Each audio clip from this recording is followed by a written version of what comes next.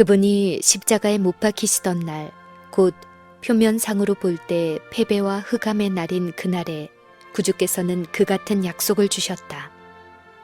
죄인으로 십자가에 죽으시며 오늘이라고 하시던 그날에 예수께서는 불쌍한 죄인에게 네가 나와 함께 낙원에 있으리라고 약속하셨다. 예수님과 함께 십자가에 못 박힌 강도들은 좌우편에, 예수께서는 가운데 못 박히셨다. 그것은 제사장들과 관원들의 지시에 의하여 이렇게 했던 것이다. 두 강도 사이에 있던 그리스도의 위치는 그분이 셋 중에서 가장 큰 죄수라는 것을 표시하였다. 이와 같이 하여 그가 범죄자 중 하나로 헤아림을 입었습니다. 라는 성경의 예언을 성취시켰다. 그러나 제사장들은 그들의 행동이 무엇을 의미하는지를 정확하게 알지 못했다. 예수님이 강도들과 같이 십자가에 못 박히셨을 때 그들 가운데 세워짐으로 그분의 십자가는 죄악 중에 놓인 이 세상의 한 복판에 세워졌다. 그리고 참회한 강도에게 하신 용서의 말씀은 지구의 가장 먼 변경에까지 비치게 될 횃불에 불을 붙였다. 몸과 마음이 다 가장 격심한 고통을 겪으면서도 다른 사람만을 생각하고 참회하는 영혼을 믿도록 격려하시는 예수님의 무한한 사랑을 천사들은 놀라움으로 바라보았다. 그분은 굴욕을 받으면서도 선지자로서 예루살렘의 딸들에게 말씀하셨고, 제사장과 대언자로서 그분은 당신을 살해하는 자들을 용서해 주시도록 아버지께 간청하셨다. 그분은 또 사랑하는 구주로서 참회하는 도둑을 용서하셨던 것이다. 예수께서 주위에 있는 군중들을 둘러보다가 그중 한 사람에게 눈을 고정시켰다. 십자가 밑에는 그분의 어머니가 제자 요한의 부축을 받고 서 있었다. 그녀는 자기 아들과 떨어져 있을 수 없었다. 끝이 가까웠음을 알고 요한은 그녀를 다시 십자가로 데리고 왔다. 숨을 거두려는 시간에 그리스도께서는 당신의 어머니를 기억하셨다. 슬픔에 잠긴 어머니의 얼굴과 요한을 바라보면서 예수께서는 어머니에게 말씀하셨다. 여자여 보소서, 아들이니이다. 그리고 나서 요한에게 말씀하셨다. 보라, 내 어머니라. 요한은 그리스도의 말씀을 깨달았으며 그 위탁을 받아들였다. 그는 즉시 마리아를 자기 집으로 모시고 가서 그때부터 그녀를 친절히 봉양하였다. 오, 인정 많고 사랑 많으신 구주께서는 육체적 고통과 정신적 고민 중에서도 어머니를 몹시 염려하셨다. 그분은 어머니를 안락하게 모실 만한 돈이 없었다. 요한이 마음속에 그분을 모시고 있었으므로 그분은 자기 어머니를 귀중한 유산으로서 요한에게 맡기셨다. 그렇게 하여 예수께서는 당신의 어머니가 가장 필요로 하는 것, 곧 그녀가 예수님을 사랑하였기 때문에 그녀를 사랑하는 한 사람의 부드러운 동정을 그녀를 위하여 준비하셨다. 따라서 하늘의 위탁으로 그녀를 받아들인 요한은 큰 축복을 받았다. 그녀는 그가 사랑하던 주님을 항상 생각나게 하였다. 효도에 대한 그리스도의 완전한 모본은 어두운 세대를 밝은 빛으로 비춘다. 거의 30년 동안 예수께서는 매일의 일과를 수행하심으로 가사의 짐을 나누어 지셨다. 이제 그분은 마지막 고통 중에서도 슬퍼하는 홀어머니를 위하여 필요한 준비를 잊지 않으신다. 그와 같은 정신이 우리의 주님을 따르는 모든 제자들에게서도 나타나야 할 것이다. 그리스도를 따르는 자들은 저들의 부모를 존경하고 그들을 부양하는 것이 신앙의 일부라는 사실을 생각해야 할 것이다. 그리스도의 사랑을 마음에 간직한 자들은 반드시 저들의 부모에게 사려 깊은 돌봄과 부드러운 동정을 주게 될 것이다. 이제 영광의 주께서는 인류를 위한 대속물로서 운명하고 계셨다. 그분의 귀중한 생명을 거두실 때 그리스도께서는 승리의 기쁨으로 들뜨지 않으셨다. 모든 것은 숨이 막힐 듯이 침울했다. 그분을 억누르고 있는 것은 죽음의 공포가 아니었다. 그분에게 말할 수 없는 고민을 자아내게 한 것은 십자가의 고통과 치욕이 아니었다. 그리스도께서는 고통당하는 자 중에 제1인자이셨으나 그분의 고통은 죄의 유해성을 느끼는 데서 오는 고통, 인간이 죄에 익숙해 있기 때문에 죄의 흉악성을 알지 못한다는 것을 아는 데서 오는 고통이었다. 죄가 인간의 마음속에 너무나 깊이 자리 잡고 있다는 것과 죄의 권세를 깨트리고 나오려는 사람은 너무도 적다는 것을 그리스도께서는 아셨다. 그분은 하나님의 도움 없이는 인간이 멸망할 수밖에 없다는 것을 아셨고, 수많은 사람들이 많은 도움을 받을 수 있는 위치에 있으면서도 죽어가고 있는 것을 보셨다. 우리의 대속자요 보증인이 되시는 그리스도께 우리 모두의 죄가 놓여 있다. 우리를 율법의 정죄에서 구속하려고 그분은 범죄자로 헤아림을 받으셨다. 아담의 모든 자손의 죄가 그분의 마음을 눌렀다. 불법으로 인하여 생긴 죄에 대한 하나님의 진노, 곧 그분의 무서운 불쾌하심이 당신의 아들의 영혼을 전율하게 만들었다. 그리스도께서는 당신의 온 생애를 통하여 타락한 세상에 아버지의 자비와 용서하시는 사랑에 대한 좋은 소식을 전했다. 죄인들의 괴수를 위하여 구원을 베푸시는 것이 그분의 과제였다. 그러나 이제 그분이 지신 죄의 엄청난 무게로 인하여 그분은 화해를 나타내는 하나님의 얼굴을 볼 수 없었다. 이 최대의 고민의 시간에 하나님께서 구주로부터 얼굴을 돌리심으로 인간이 결코 완전히 이해할 수 없는 슬픔이 그분의 마음을 찔렀다. 이러한 고민이 너무 컸기 때문에 그분은 육체적 고통을 거의 느낄 수 없었다. 사단은 맹렬한 유혹으로 예수님의 마음을 쥐어짜듯이 괴롭혔다. 구주께서는 무덤의 문을 꿰뚫어 보실 수 없었다. 그분이 정복자로서 무덤에서 나오리라는 희망이 주어지지 않았고 아버지께서 그 희생을 간합하셨다는 말도 그분에게 들려오지 않았다. 하나님께서는 죄를 심히 미워하시기 때문에 그분은 하나님과 영원히 분리되지는 않을까 두려워하였다. 그리스도께서는 범죄한 인류를 위하여 자비가 더 이상 탄원하지 않게 될 때 죄인이 느끼게 될 고민을 느끼셨다. 그분이 마신 잔을 그처럼 쓰게 하고 하나님의 아들의 심장을 파열시킨 것은 인류의 대속자이신 그분에게 아버지의 진노가 쏟아지게 만든 죄에 대한 의식이었다. 천사들은 놀람으로 구주의 절망적인 고민을 목격하였다. 하늘 군대들은 그 무서운 광경에서 그들의 얼굴을 가렸다. 무생물계도 모욕을 당하고 숨을 거두는 창조주에게 동정을 표했다. 태양은 이 무서운 광경을 보기를 거절했다. 세상을 밝게 비추고 있던 한낮의 태양이 그때 갑자기 없어진 것처럼 보였다. 장례식 휘장 같은 칠흑 같은 어두움이 십자가를 뒤덮었다.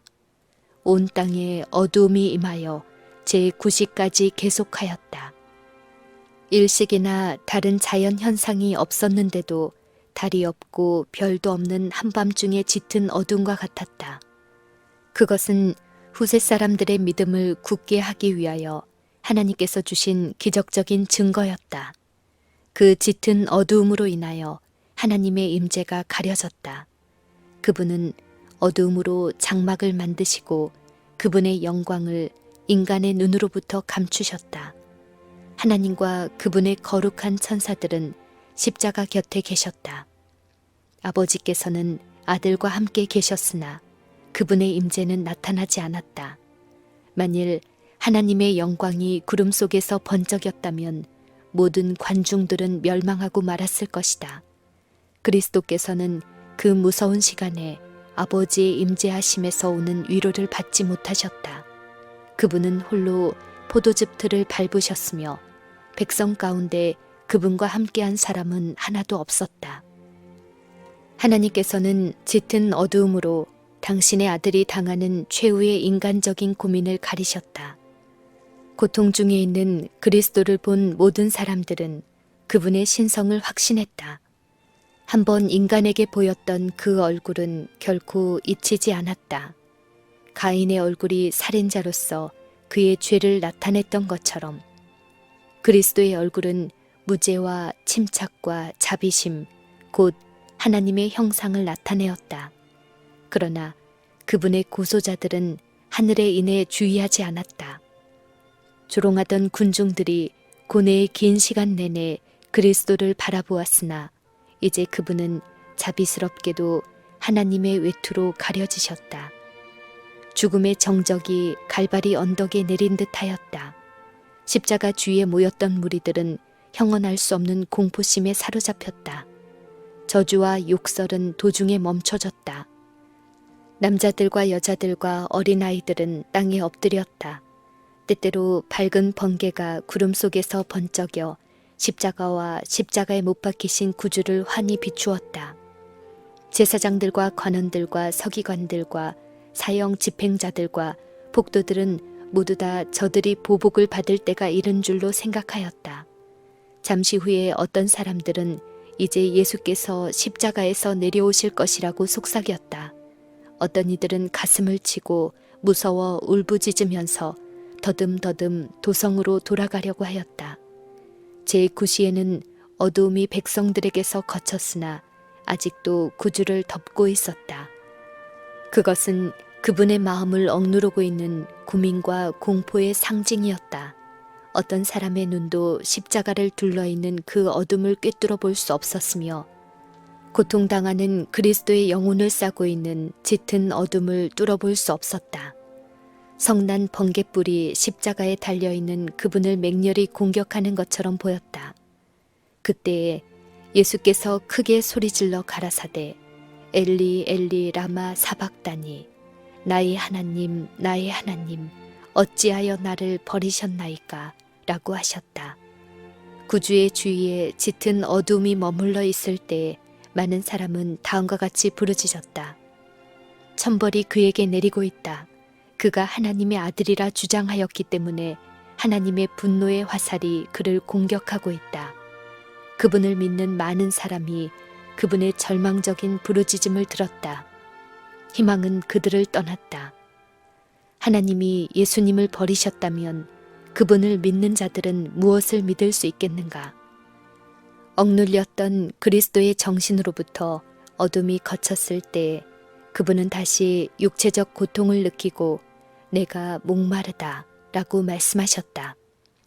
한 로마 군인이 타는 입술을 바라보고 동정심이 일어나 우슬초 막대기에 해용을 메어 그것을 신 포도주 그릇에 찍어 예수께 드렸다. 그러나 제사장들은 그분의 고통을 보고 조롱하였다. 어두움이 땅을 덮었을 때 그들은 공포에 사로잡혔으나 그 공포심이 사라지자 그들에게는 아직도 예수께서 도망하시지 않을까 하는 걱정이 되살아났다. 엘리 엘리 라마 사박다니 라고 하신 그분의 말씀을 그들은 오해하였다. 심한 멸시와 조소로 그들은 이 사람이 엘리야를 부른다 라고 말했다. 그분을 고통에서 놓이게 할 마지막 기회를 그들은 거절하였다. 엘리야가 와서 저를 구원하나 보자 라고 그들은 말했다. 흠없는 하나님의 아들이 십자가에 달리셨으며 그분의 살은 채찍에 맞아 찢어졌고 그처럼 자주 축복하기 위하여 펴시던 그분의 손은 기둥에 못 박히셨다. 사랑의 봉사로 피곤할 줄 모르던 그분의 발도 나무 기둥에 못 박혔고 그분의 고귀한 머리는 가시관에 찔렸다. 그분의 떨리는 입술은 비통의 부르짖음을 발했다. 그분이 참으신 모든 것, 곧 그분의 머리와 손과 발에서 흘러내린 핏방울과 그분의 몸을 괴롭힌 고통과 아버지께서 얼굴을 숨기심으로 그분의 영혼을 가득 채웠던 말할 수 없는 고민은 인류의 각 사람에게 이렇게 말한다. 하나님의 아들이 이와 같은 죄악의 짐을 지기로 동의하신 것은 다 그대를 위함이다. 그대를 위하여 그분은 사망의 권세를 깨뜨리시고 낙원의 문을 여신다. 성난 파도를 잔잔케 하시고 거품이 있는 파도 위를 걸으셨으며 귀신들도 떨게 하시고 질병이 물러가게 하셨으며 소경의 눈을 뜨게 하시고 죽은 자를 살리셨던 그분이 자기 자신을 제물로 십자가 위에 바치셨다. 이렇게 하신 것은 다 그대를 사랑하기 때문이다. 죄를 짊어지신 그분은 거룩한 공의의 진노를 견디시고 그대를 위하여 죄 그 자체가 되셨다. 관중들은 말없이 그 무서운 마지막 장면을 지켜보고 있었다. 태양이 비치고 있었으나 십자가는 여전히 어둠에 쌓여 있었다. 제사장들과 관원들이 예루살렘을 바라보니 빽빽한 구름이 도성과 유대 평야를 덮고 있었다. 의의 태양이시오. 세상에 비치신 그분은 한때 은총을 받았던 예루살렘 도성으로부터 그분의 광선을 거두고 계셨다. 하나님의 진노의 맹렬한 번갯불이 운명지어진 도성에 내리고 있었다. 갑자기 어둠이 십자가에서 거쳤다. 그때 예수께서는 삼라 만상을 울리는 듯한 나팔 소리 같은 맑은 음조로 다 이루었다. 아버지여, 내 영혼을 아버지 손에 부탁하나이다. 라고 부르짖으셨다. 한 줄기 빛이 십자가를 둘렀으며 구주의 얼굴은 해와 같은 영광으로 빛났다. 그리고 나서 예수께서는 머리를 가슴 위로 떨구고 운명하셨다. 표면상으로 하나님께 버림받으신 그리스도께서는 무서운 흑암 중에서 인간이 마셔야 할 고통의 잔을 남김없이 마셨다. 이 무서운 시간 동안 그분은 이제까지 당신에게 주셨던 아버지의 간합하심의 증거에 의지하였다. 그분은 아버지의 품성을 잘 알고 계셨으며 그분의 공의와 자비와 크신 사랑을 이해하고 계셨다. 그분은 항상 기쁨으로 즐겨 순종하였던 하나님을 믿음으로 의지하셨다. 그분이 순종하는 마음으로 자기 자신을 하나님께 맡겼을 때 아버지의 은총을 잃어버렸다는 생각은 없어졌다. 믿음으로 그리스도께서는 승리자가 되셨다. 이 세상은 전에 이런 광경을 목격한 적이 결코 없었다. 군중들은 넋을 잃고 서서 숨을 죽인 채 주님을 바라보고 있었다. 어두움은 다시 땅을 덮었고 맹렬한 천둥 소리와 같은 둔탁한 울림이 들려왔다. 무서운 지진이 일어나고 많은 사람들이 함께 흔들렸다. 극도의 혼란과 경악이 계속되었다. 근처 산에서는 바위들이 산산이 갈라져서 평야로 굴러떨어졌다. 무덤들이 갈라져 열렸고 시체들이 무덤 밖으로 내동댕이 쳐졌다. 삼라 만상이 산산이 부서지는 것 같았다. 제사장들과 관원들과 군사들과 사형 집행자들과 백성들은 무서워서 말도 못하고 땅에 엎드려 있었다. 다 이루었다는 큰 부르짖음이 그리스도의 입술에서 나왔을 때 제사장들은 성전에서 제사를 드리고 있었다. 그때는 저녁 제사를 드릴 시간이었다. 그리스도를 표상하는 양을 잡기 위하여 끌고 왔다. 의미 깊고 아름다운 예복을 입은 제사장은 아브라함이 그의 아들을 죽이려고 하던 때와 같이 칼을 높이 들고 서 있었다. 큰 흥미를 가지고 백성들은 그 광경을 바라보고 있었다. 그러나 주께서 친히 가까이 오시자 땅은 떨며 흔들렸다.